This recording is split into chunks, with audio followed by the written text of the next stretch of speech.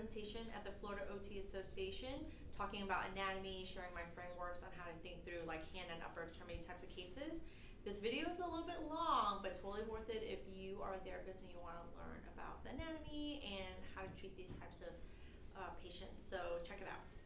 So I call it the fast track framework because I want you to think through it fast, right? So it's a practice that takes time. So initially it might be a little bit tough, but it gets faster and faster. And this is exactly what I do with my students, right?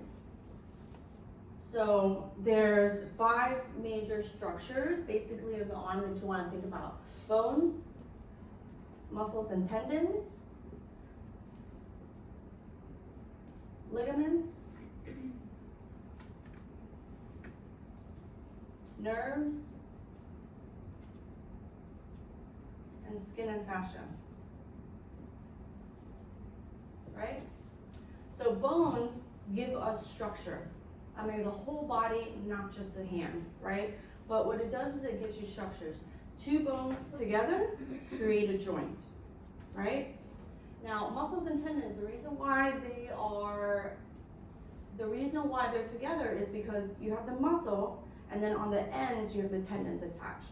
All muscles, I don't care how long, how short, how fat, how skinny they are, all muscles are the belly and the tendons on each end attached to the bone, right? And muscles and tendons, they only get long and they only get short.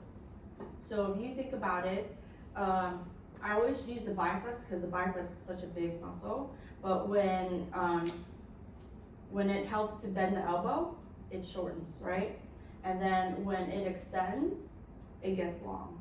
It doesn't go side to side. Well, it's not supposed to go side to side. So it's not supposed to expand side to side, right? It just goes long and short. And it's muscles and tendons, they always, for the most part, they cross a joint in order to provide movement of the joint, right? All muscles and tendons.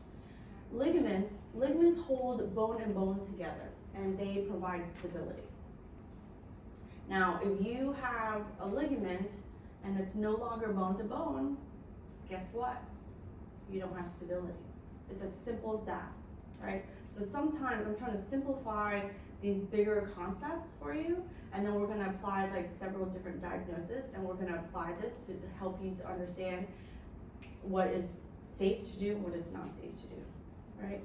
Nerves gives power to muscles and sensation to skin. So think of nerves as your electrical system. If the power goes out, you have to be like, what happened, right? Was the line cut, or was the transformer blown, right? So if you think about nerves start in our brain, come down our spine, and then come out through our arms, come out through our legs. So a peripheral nerve is like an electric line here got cut. It can have gotten cut here, all the way.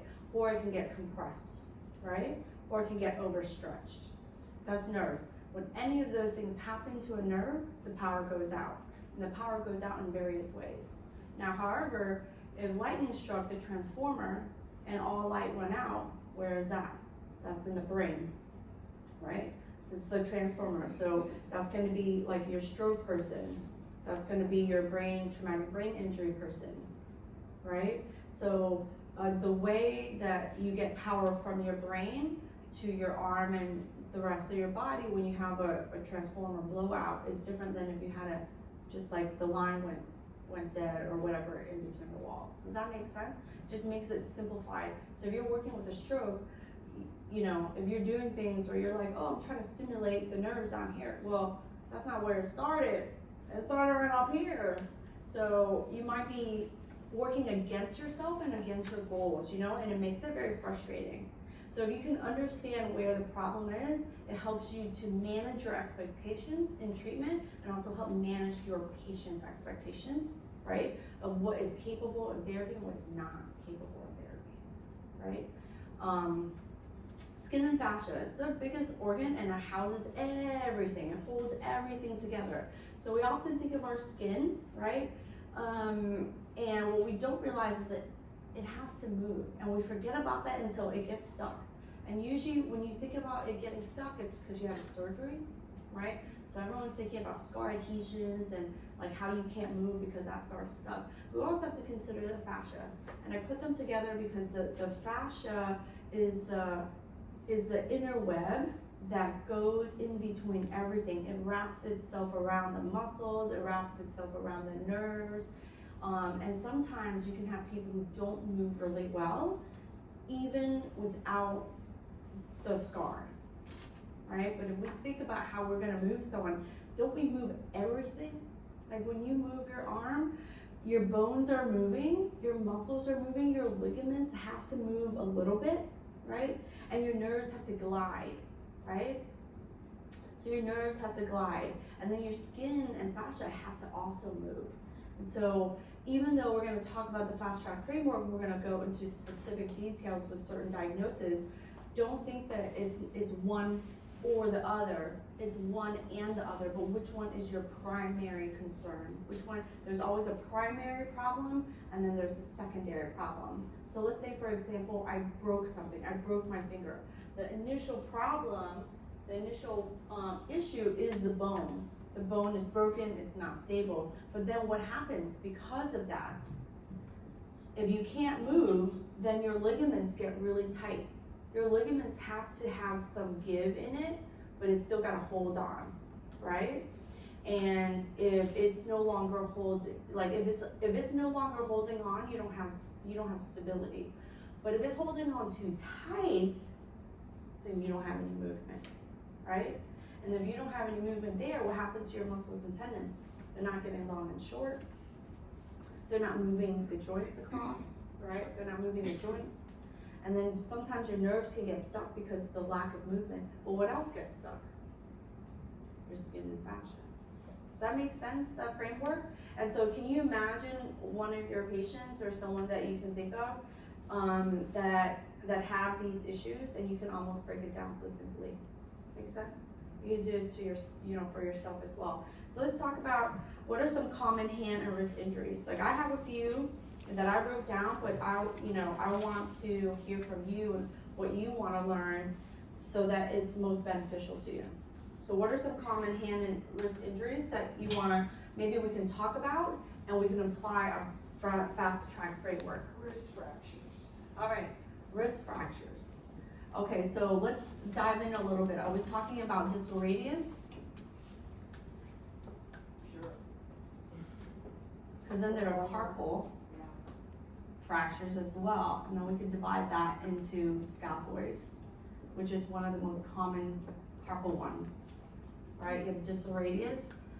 Usually you have ulna too, ulnar styloid, right? Right. What else? TFCCs. Okay. So what kind of problem is a TFCC? It's a ligament issue. So this is a really complex one, but we can address it pretty simply, right? Anything else?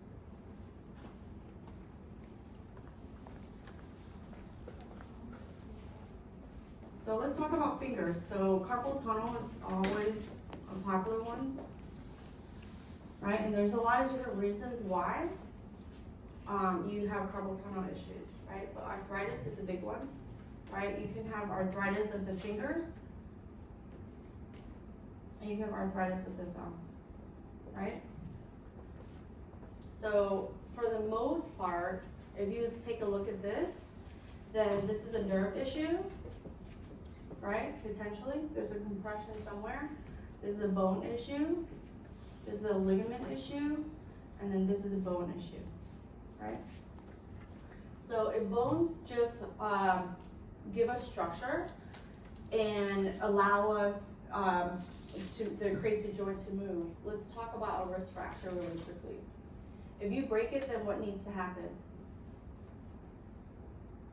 When you break, It has to be immobilized. Either repaired or immobilized or just cast it.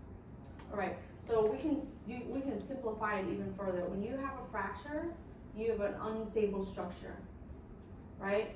So when you have a fracture, you have an unstable structure, then what do you need to do to provide stability? And then from that thinking, you can say, if you have a non-displaced fracture, meaning it's broken, but it still stays together, we have a non-displaced fracture. So what we can do there is we can immobilize for a certain period of time. Usually it's 4 weeks. Immobilize it, 4 weeks, and then from there we can say, in x-rays and stuff like that, that hey, there's more stability and we can start moving it, right? If you have a fracture and you say, hey, it is unstable and it's displaced, that means that it is it's no longer aligned. And those fractures can have multiple pieces, or it could just have one piece, but it's not aligned. So sometimes what they do is they do what's called a closed reduction. So they try to put it back in alignment, but if it doesn't stay, it's not staying because sometimes the muscles and tendons, they pull on them, right? So if they cannot stabilize it in what's called a closed reduction, they will do an open reduction internal fixation. And that's an ORIF. And we see that all the time, but that's just a simplified say. Now we have plates and screws, and now we've made this structure stable. Does that make sense? Mm-hmm. So then if you stabilize it, now what are you allowed to do and what are you not allowed to do? Correct? So if you're now stable, technically speaking, you can start to move right away. Safe movement is active range of motion. Safe movement is active range of motion. Bones heal between 4 to 6 weeks, right?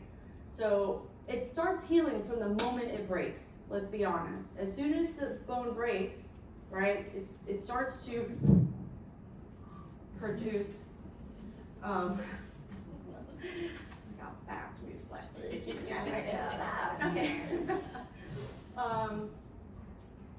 Bones start to, it starts to put out a callus, right? And so that's why you want to try to fix it before it starts to, I always describe it as when the bone, it starts to put out like almost like super glue, right? You put the super glue on it and now you're waiting for that super glue to harden, right? So the worse the break, the more super glue it's got to have, right? And so, but clinical healing, clinical bone healing starts to happen around 4 weeks. And that's why when you're immobilized for a non-displaced fracture, you're allowed to start moving at around 4 weeks. But if you got stabilized with plates and screws, you can actually technically start moving at 5 days. 5 to 7 days, you can start moving it. But you're gonna start with active range of motion first, and then you can move into passive range of motion, right? And then by 8 weeks, you have full clinical healing, and so then you can start to be more aggressive with your passive range of motion, and you can start to strengthen. And then by 12 weeks, you can start to weight bear on it, right? You can put weight through it. That's 12 weeks. And that framework of bone and fractures and things like that and how bones heal applies to every bone in your body, okay? Every bone. So you have to think, well, which bones are weight bearing, which bones are not weight bearing, and that kind of stuff. Now there are some key specific things that might apply to carpal fractures, but I'm not going to go into that too much because some bones heal faster and some bones heal slower. But for the most part, bones have blood supply, and that's how they heal. So if you hear about something and it doesn't have good blood supply, then what happens? It doesn't heal as fast. So now we just gotta wait a little bit longer, right? How simple is that? Didn't it just break it down? Make it feel like, make you feel like it's easier and safer of what you know, what you're allowed to do, what you're not allowed to do, right? So that's pretty much the understanding, right? So now we go to ligaments, right? I don't want to pick tendons, but that's okay.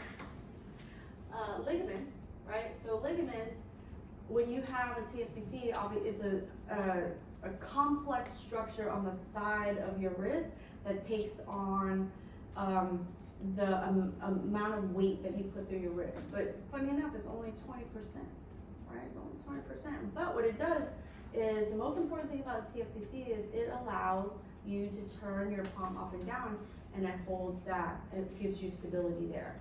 So ligaments give you stability, right? So without, connects bone to bone, and without the stability, what happens? When you move, you have pain. When you move, you have pain. So that's the biggest thing to understand about ligaments. Holds bone and bone together, and it gives you stability. Now, if something is torn, then you no longer have stability. And if you got no stability, you have pain.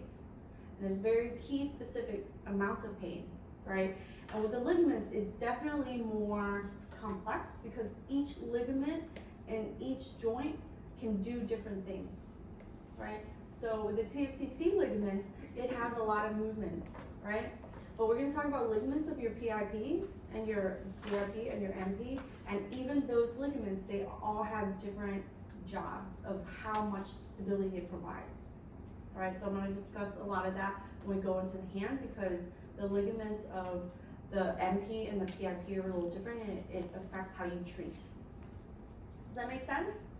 So then if we go to arthritis and we talk about bones now, what is arthritis? What is the fundamental thing about arthritis? And I'm going to just talk about osteoarthritis, because rheumatoid arthritis is completely another animal. But you can use the same framework to help you think, right? What is the thing with osteoarthritis? Can't cure it. Right? And it deposits calcium. Mm-hmm. So, Can it cause inflammation? yeah, to a certain extent, right? To a certain extent. So, arthritis is just simplified bony changes, right? Bone has changed shape. It has changed its shape. It was supposed to be round and smooth, and now that sucker is bumpy and raggedy, right?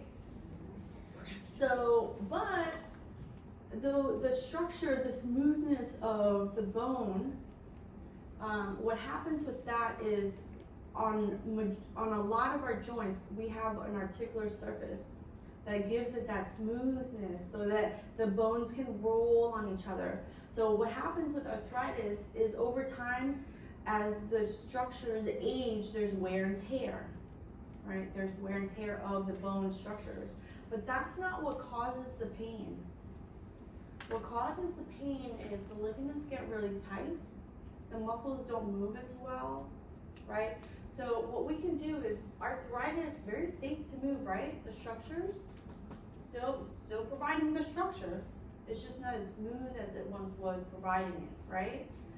So what happens with arthritis is that we're very safe to move arthritis, right? Nothing wrong with moving our arthritic bones.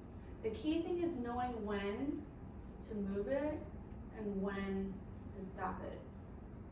And that is based on pain and understanding the nature of the joint, right? We have to understand the nature of the joint. With the joints, if like, we're gonna talk a lot on the thumb, we have some people with thumb arthritis. If you hear of the bone on bone, if you hear about bone on bone, right, just arthritis in general, what happens is they now have no space, and now they're touching, they're grinding. So what happens with that?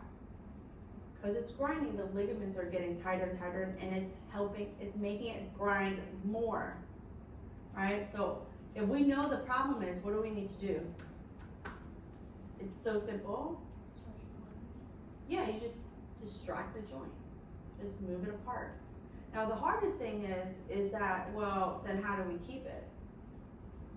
Well, we just gotta keep doing it, right? But there's an expectation, there's only so much you can do, right? There's only so much you can do.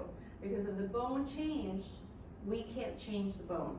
So when I talk to people, when they come to me and they're like, I have really bad arthritis, what can you do to help me?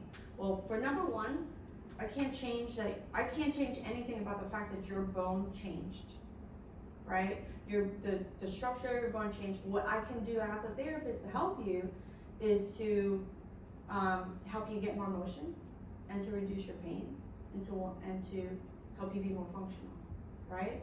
So what are the things that you cannot do? So then I can address them, right? Whether it be the thumb and the fingers, but at least you know, as an occupational therapist, where you're capable of doing and what you're not capable of doing, right? And then at some point you have to make the recommendation, hey, there are surgical options, or hey, there are no surgical options, right? Does that make sense? But in understanding arthritis, especially in the thumb, you have to understand the movement of the thumb and how the thumb sits. All right? Does that help? Okay, great. And then now, carpal tunnel. So where is the carpal tunnel? It's a wrist. It's in the wrist, right? The carpal tunnel is in the wrist. But where does the nerve come from? Yeah, it comes from your neck. So the nerves come from your neck, and then it passes down, becomes a brachial plexus, right? And then it breaks down and becomes the median nerve that comes, it comes and it crosses your elbow right in the middle, and then it comes down and it crosses right in the middle of your wrist, right? And in that tunnel, you've got one nerve and 8 tendons, right? In that tunnel, you have one nerve and 8 tendons. So when people talk about carpal tunnel, we have to look at the nerve itself with all the structures that surround it, right? We also have to know where it comes from.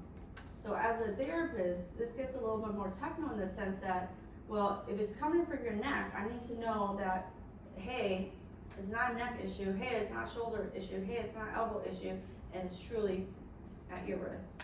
But what you can think about is you can think about the structures around it. So if you're in this tunnel, you have a nerve and 8 tendons, right? What could be causing some of the problems right here that you can start to rule in and rule out?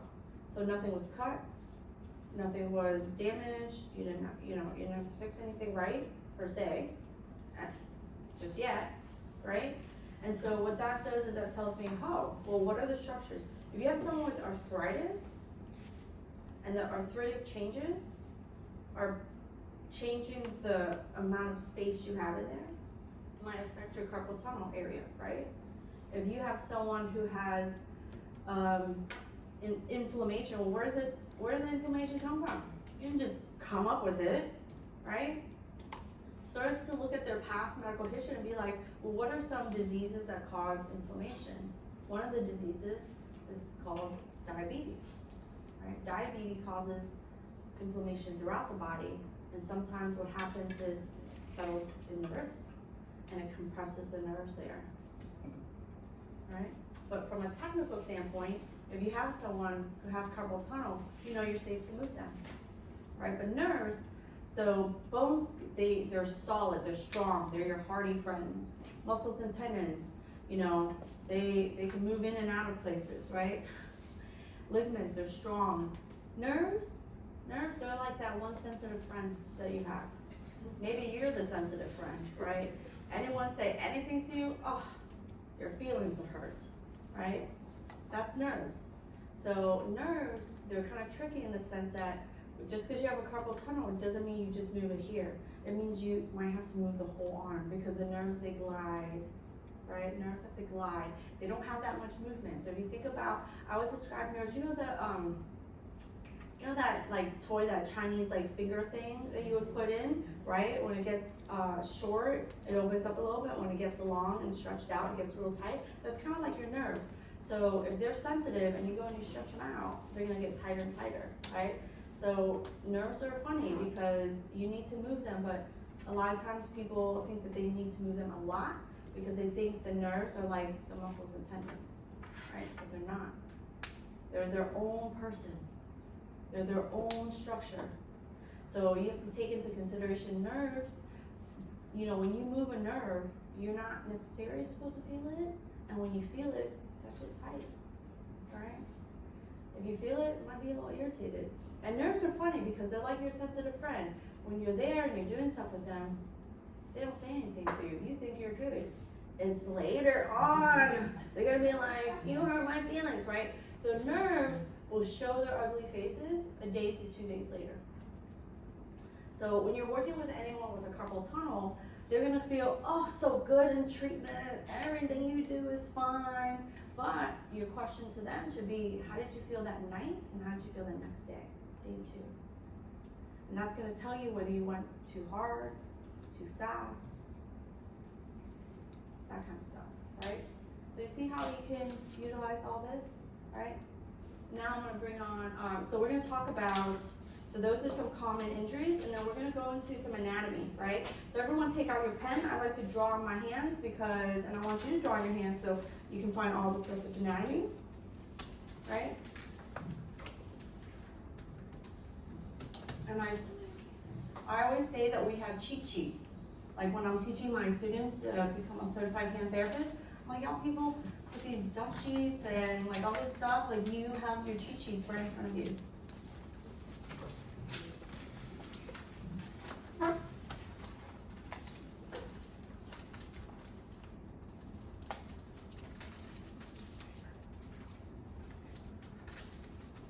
It's your metacarpal. This is P1, P2, and P3, right?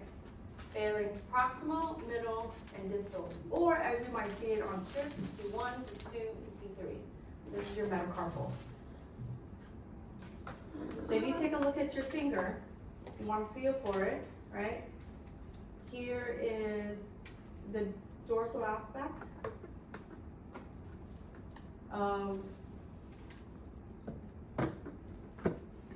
P1, P2, P3, right? So this is one side of it, but if you think about it, here's your distal palmar crease. Everywhere where you have creases is where you bend and move. So this over here is P1. Look how low it sits on your hand. So if you turn your hand to the side, you're gonna see that. See how low it sits, right? So what you want to get comfortable finding is you want to run your finger down. You want to find where you can palpate the end of your P1, right? And then here where it bends here, right, is the end of P2, and then here is the end of P3, and then you have your metacarpals, right? You have 5 of them, right? And what you want to do is you want to run your finger down. So start at the top of your metacarpal number 2. So they're also numbered 1, 2, 3, 4, 5. 1, 2, 3, 4, 5. So you have 4 fingers and a thumb, or you have 5 digits. Right? It's funny because I teach my kids that, so the running joke is how many fingers you have, and everyone's like 10. They're like, no, you have 8 fingers and 2 thumbs. That's a Yeah. So for the most part, here are your metacarpals. So what you want to do is you want to find your metacarpals, right? So you take the top and you run your finger just straight down. And it's funny because it ends a little sooner than you think. They're shorter than you think, right? Because right underneath there is going to be your carpal bones, right? So you run and then you find your 3rd metacarpal, your 4th, and your 5th. And the great thing about your 1st and 5th metacarpal is you have a lot of muscles. You have your thenar muscles and your hypothenar muscles. Thenar muscles, hypothenar muscles, right? So here in your fingers, what I want you to do is you want to find, so if this is the side view, right? We have a lateral view, then these are your tendons, right? So this is your flexor digitorum profundus, flexor digitorum superficialis, right? So the most important thing to understand about your muscles and tendons is they actually start in the elbow, right? It's one muscle and divides into 4 tendons.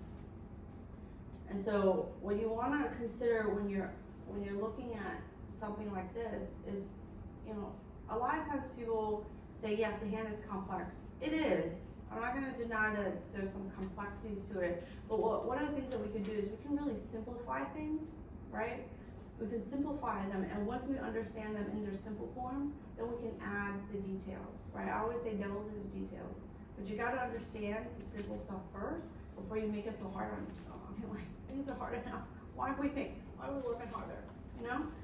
So if this muscle is down here and then it divides into 4 tendons, the superficialis, its main job, because it inserts into P1, and you can feel it, right?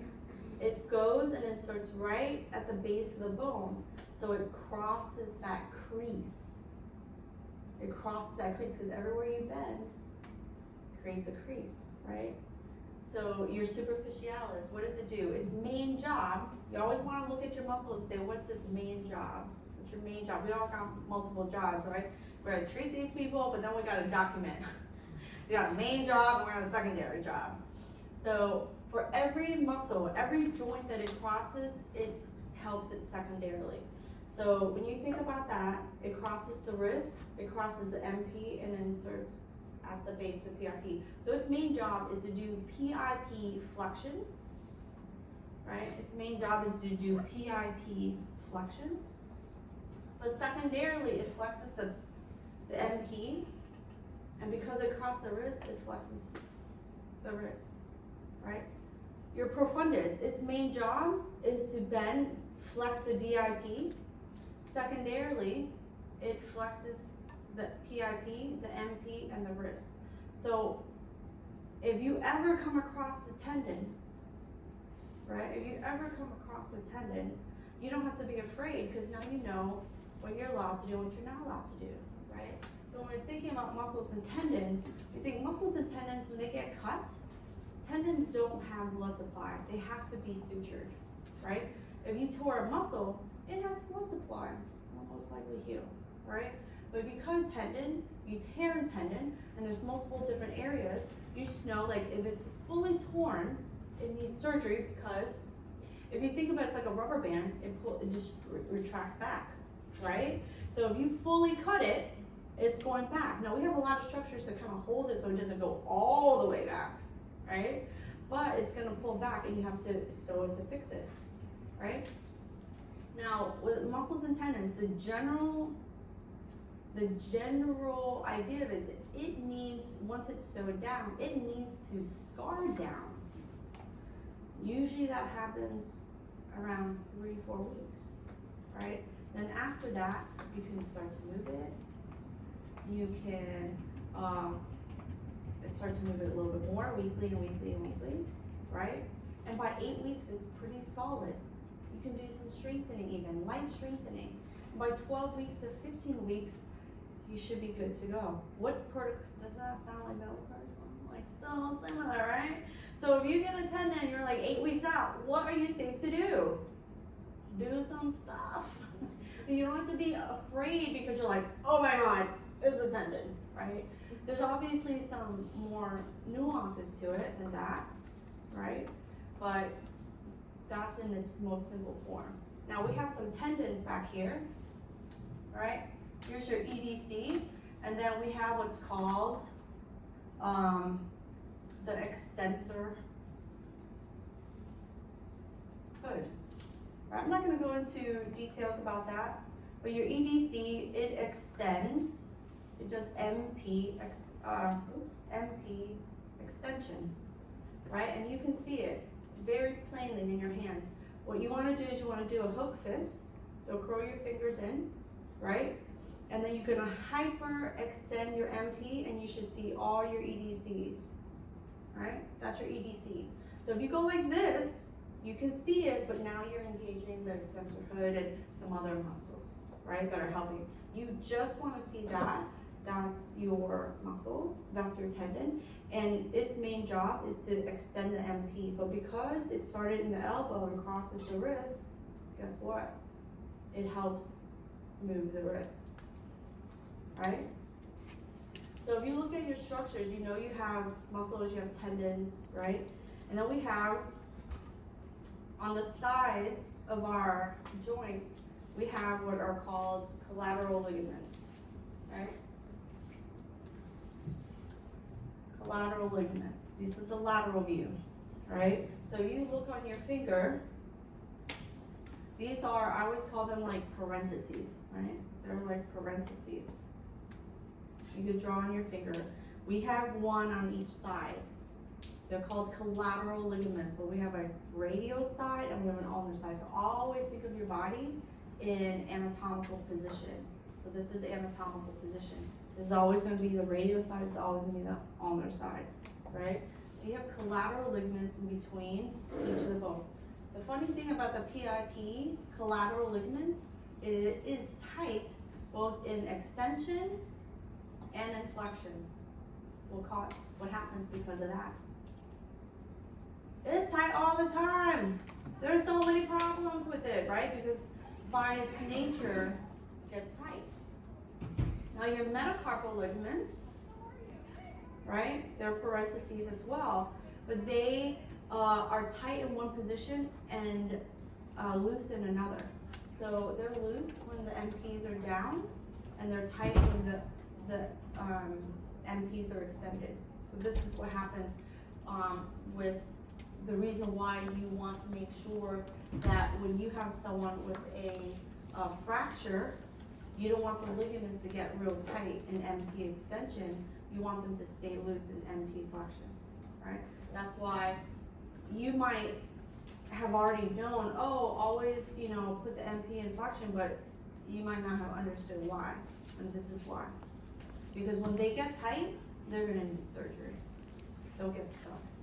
And again, there's some nuances when it comes to the metacarpal, in terms of the ligaments, but that is in its most simple form. It allows you to flex, extend, and it allows your MPs to go side to side because of the muscles, right? But the ligaments hold it and give it stability. Make sense? If you don't have stability because you were doing something with a bag and it twisted your finger, what happens? You have pain. Like it's that simple. You got pain. Stability in ligaments, pretty much the indicator is pain. If you don't have stability, you have pain, right? So it's like, if you don't have job stability, don't y'all people have some pain, right? Like, we got financial pain, right? So, I mean, it's that simple, all right? So I like to simplify things and give analogies, so it's easy to remember, right? You won't forget it. All right, so those are your collateral ligaments, and then when it comes to your thumb you have a big tendon as well, right? You have your big tendons that one flex and one extend. But the funny thing about your thumb, right, is it has all this movement. It has very like circumferential movement, almost like the shoulder. So what happens is in order to get movement, you sacrifice some stability, don't you? Right? So in your PIP, we need a lot of stability because we don't want the finger going side to side. We don't want it to be wonky, right? And so that's why it's tight in both directions all the time. But your thumb, CMC, you need a lot of movement, right? It's what allows you to grip. It's what allows you to open your fingers and grab your cup of coffee. My coffee's getting cold, right? But it also allows you to go into the nitty-gritty and pinch on something, right? And the funny thing about the thumb is the way it sits and the way it's allowed to move. It has a lot of movement. So it can come out into abduction. So I always had a hard time in school remembering radial abduction and palmar abduction. So I just remember one, going to the palm. That's palmar abduction. So what's the other one? Radial, right? Just remember one, you remember the other one. That's it, right? You have opposition. So because you can oppose, your first metacarpal rolls a little bit, right? These are the nuances. Not only does it come out, but to oppose, it has to roll out, right? And that's going to affect your manual therapy, what you do from a manual perspective, all right? Does that make sense from a bone perspective? Right, and then when it comes to carpals, we have 8 carpal bones. And I'm not going to go into a lot of the detail, but I'm going to show you 2 really important ones, right? That's a scaphoid, that's a lunate, and this is a bisiform. So a lot of times when I was in school, I had to remember like, oh, you gotta remember the carpal bones, right? As a student, if you're testing, I don't know how much it pertains, but the way I teach my students when they're studying to become a certified hand therapist is you don't have to remember everything in order just because you're taught things in order. You remember things how you remember things, and then fill in the blanks, right? Remember the scaphoid, the lunate, and the pisiform. Fill in the blanks, right? This is the trapezium because it sits at the thumb, right? So we found P1, P2, P3. You guys found that, right? And then you found your metacarpals, right? You found that, right? So I'm going to show you how to find your scaphoid and your lunate and your pisiform because they're kind of important. So if you go into your thumb, right? Just relax your thumb, right? And then extend your thumb. So slide. So go from the top of your thumb MP. You're gonna slide it all the way down to the base. Find the base of it. Now in the hand, since everything is so small, you have to do small movements. And what I want to encourage you to do is when I teach this class, when I teach my manual therapy class, you guys, soft fingers, right? So lay the finger down soft, it's just a pad, don't be like, right? Soft fingers. And what you're gonna do is you're gonna slide it down. If you're too hard, you can't find it, right? So slide it down, the base of it, just move it down a smidge lower. Just a smidge lower, not an inch, right? A smidge lower. Now you're gonna extend your thumb. You're gonna feel that little divot, right? And if you relax your thumb, you found that divot, you press in, you found your scaphoid. Boom, done, okay? Got it? How easy was that? Now you're gonna go and you found that third metacarpal. So 1, 2, 3, your third metacarpal, right? Soft fingers again. You're gonna slide all the way down, right? Relax your wrist a little bit. You gotta take your wrists off the table so your wrist can flex just a little bit, right? So you're gonna slide down, right? And then you want to be, did you find the base of the metacarpal, right? Now you're gonna just be a smidge lower, right? And then you're gonna flex your wrist, and then you're gonna extend your wrist. It's better when you passively extend your wrist. So put your pinky on the underside of your finger, and then you're gonna passively extend your wrist, and then you're gonna feel that little bloop. That's your lunate. Boom, done, right? That's your lunate. It took me 10 years to find these suckers, so I'm happy to share. Because when I came out, like even when I studied to become a CHG, yeah, I passed the CHG, whatever, I still couldn't find carpal bones. But so now I'm like, it's so easy. Why didn't I say this before? But anyway, that's where it is, right? Now you're gonna come to the side of your wrist, right? There is right at this crease, you can pinch right here. There's a little nub, right? There's a little nub. You can roll it around. That is your pisiform. That's it. So that one is like a carpal bone, but it's an important one to know because your flexor carpi ulnaris is the tendon that covers that bone.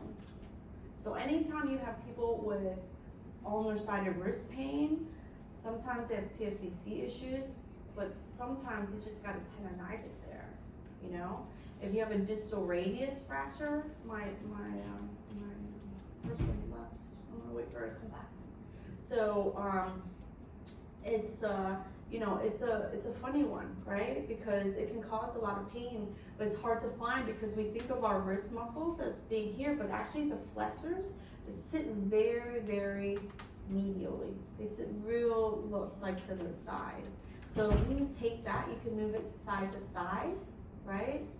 And you can move it up and down, right? So I'm gonna show you guys some, like, okay, so that's some of the muscles, some of the wrist, right? And then I'm gonna show you how to find the distal radius. So when you go and you flex, right? Here's your distal radius, right? That's it.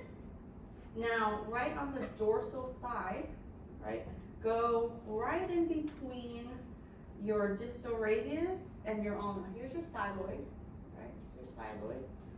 Go right in between, and what I like to tell people to do is use the side of your finger, and you'll feel that little divot. You'll feel that? That is your DRUJ, your distal radial ulnar joint. That is a joint that allows you to turn your palm up and turn your palm down. That's that joint, right? So if you got that side right there, you just roll your finger a little bit more over the radius, and you're gonna feel this, like, this little bump. That's Lister's tubercle. You don't really need to know that, but I wanted to show it. So, right? So those are some surface anatomy structures. Sound good? All right. We have someone with a distal radius fracture, and I'm gonna show you some techniques from a manual perspective. Do you want me to zoom the camera in over there for you? Where should I be? Do you want me to be right Wherever up you in the want. front? Where's the camera? I don't even know the camera. I'm sorry. I can teach it from here, so that everyone can see, but. Yeah, so I'm going to.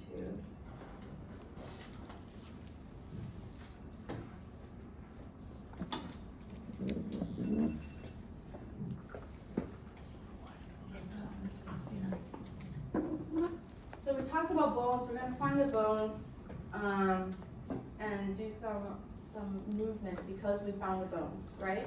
And I just wanted to share, because we talked about skin and fascia, but I'm gonna share some manual techniques for that. How am I doing on time? You've got to tell us. Good. All right, so come have a seat right here. So so this is a 3-week-old distal radius fracture, right? Now, we can stop share. I think we have to stop sharing, right? They can see it, the online, they can see it. Oh, I don't know. I think both. Okay. Do you guys want me to stop share so the screen is just here, you can see what she's doing? Yeah, let's do that.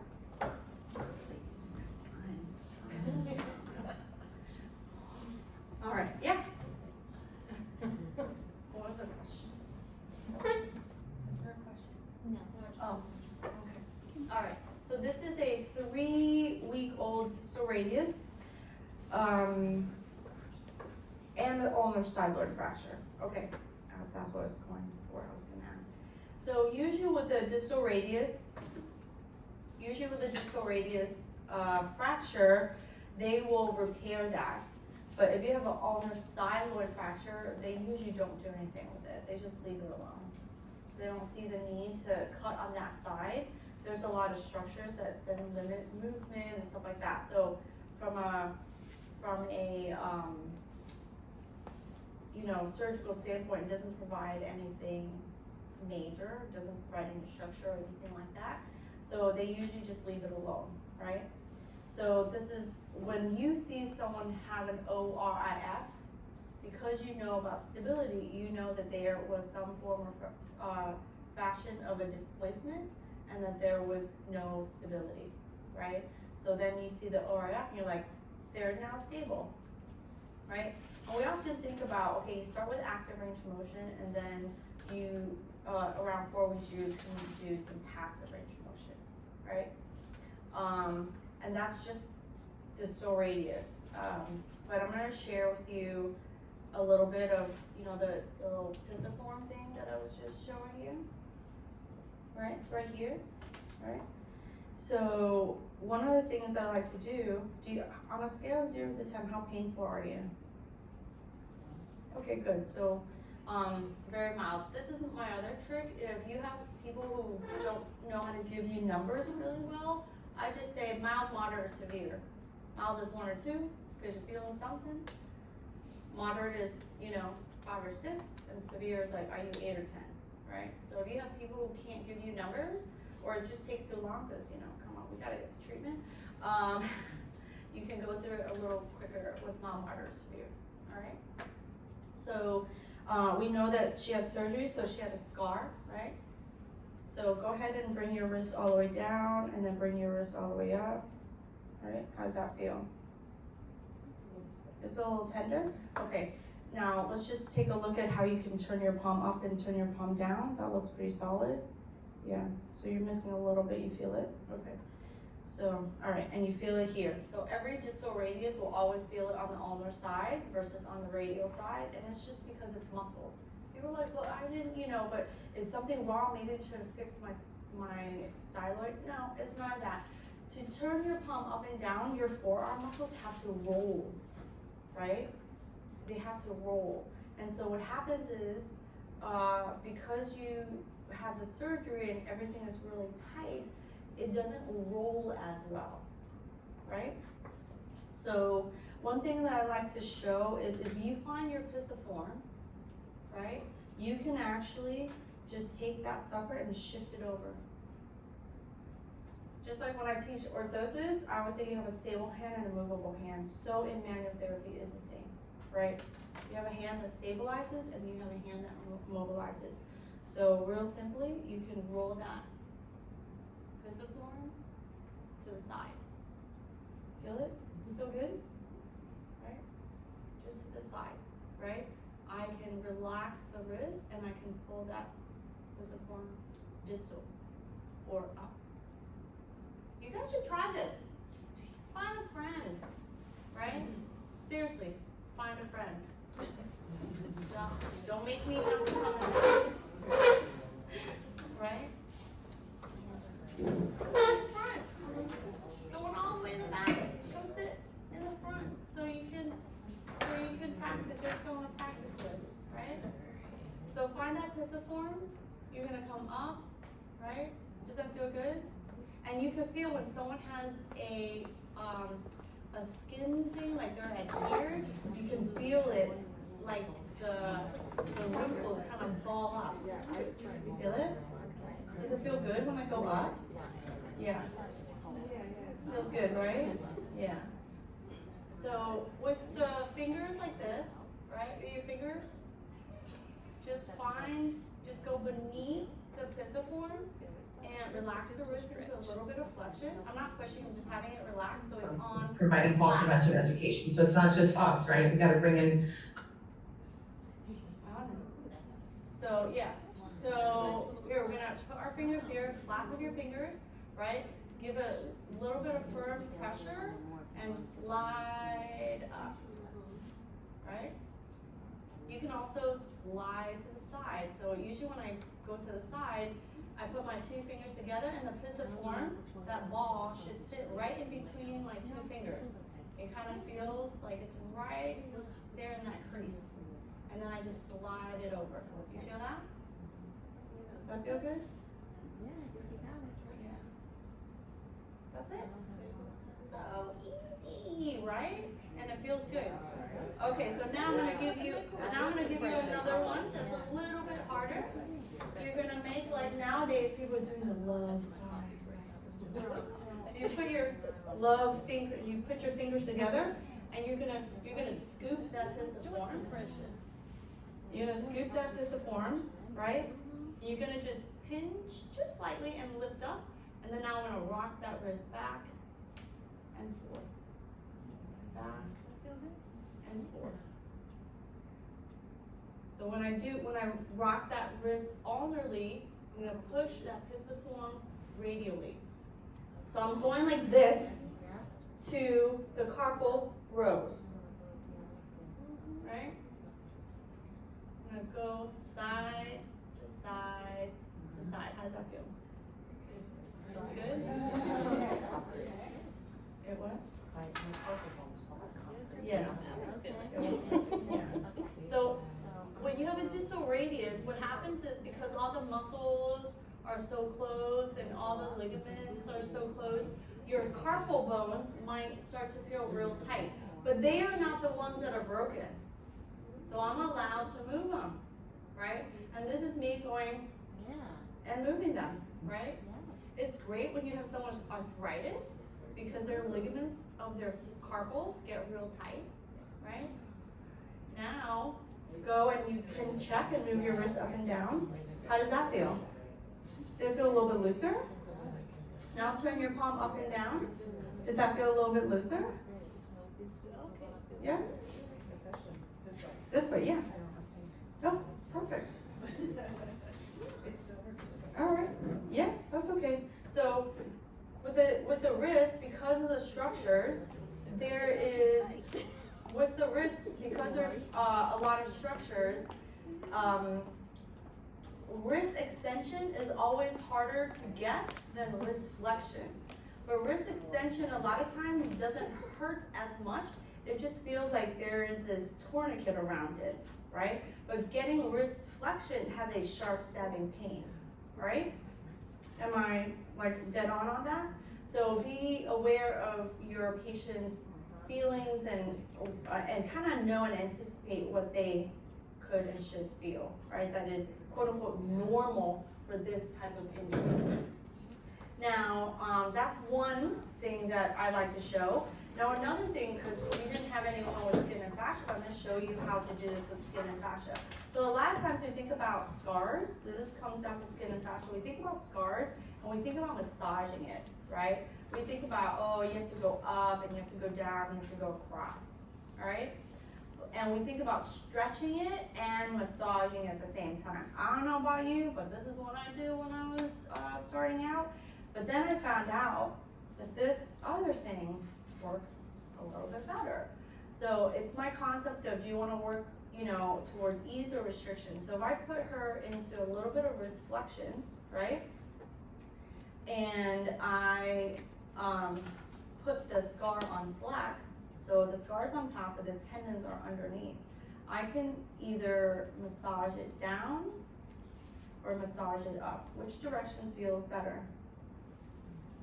Okay, we're gonna go down.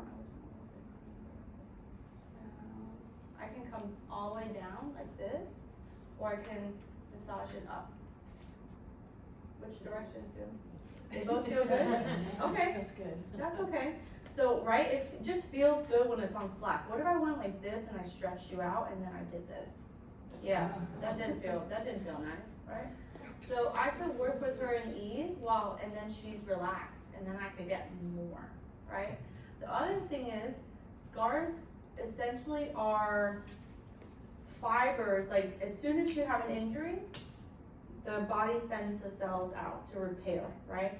You have surgery that is another injury, and so it sends out cells to repair, and that is what you start to see as scarring and the inflammation. And it's not just where you see the line, it's all around, because the wrist is so small. You have it here, but you also have it roller and dorsal, right, all around. So one way to move the scar is you can roll it, right? So don't just think about the scar. Let me roll your whole wrist. How does that feel? If I move it this way, or if I roll it this way, which direction feels better? This way? That feels better, but the other way feels like it's loosening it up more. Okay. So, you know what? The key thing here, relax your wrist. So I'm gonna put you a little bit on slack, and I'm just gonna roll you, right? There's no right or wrong with scar movement, because guess what? No matter which direction you move, it's gonna help. It's gonna help. It's gonna move it. Now I'm moving the scar. I'm hitting some tendons and muscles underneath. It's not like you're isolated and doing only one thing. You're doing multiple things at the same time, right? And then I can do this a bunch of times. If I had a little bit of cream, it would be a little bit easier, but it doesn't matter. It's literally, you can touch my face, I'm so oily, but it's okay. That's what gives me such great skin. But now, if I go and I roll like this, no, it's okay. Doesn't it feel looser? Like it was adhered right here, so I would roll and you could see it was like stuck, right? So there's no right or wrong, but if you move in the direction that feels the best, then you go and you test into the other direction, and you can test, did that get better? So this actually feels really good. And then you just get to relax, and then now go ahead and move your wrists up and down. How's that feel? Yeah, it's a little looser, right? We're just going for incremental improvements, right? Because she had surgery. I'm no miracle cure person. Like, I'm not touching you in 5 minutes and boom. Like, that's not happening, right? I know, she was hoping, but I just need a little bit more time. But another thing that could be really good for wrists, and it's always, you know, for the most part, it's safe as long as you don't have a ligament issue. This is a bone issue, right? I can do a little bit of joint distraction. So I'm going to show you how to do a metacarpal to carpal distraction. All you have to do is you have to find your partner. Y'all people need to try this out, right? So I have a stabilizing hand and a movable hand, right? Oh, right, I have a stationary hand and a movable hand, and all I do is I'm finding my metacarpal, so my second metacarpal. I hold the wrist, right? Just hold it, and then I just pull that first metacarpal up. That, my friend, is joint distraction. That's it. Doesn't it feel really good? It feels really good for someone who has a distal radius fracture. Because guess what? Everything is balling up in there. And then all I'm doing is going, oh, okay. Right? Hey there, if you enjoyed this video covering anatomy, covering the frameworks of how to think through your hand and upper extremity types of cases, check out the mentorship program.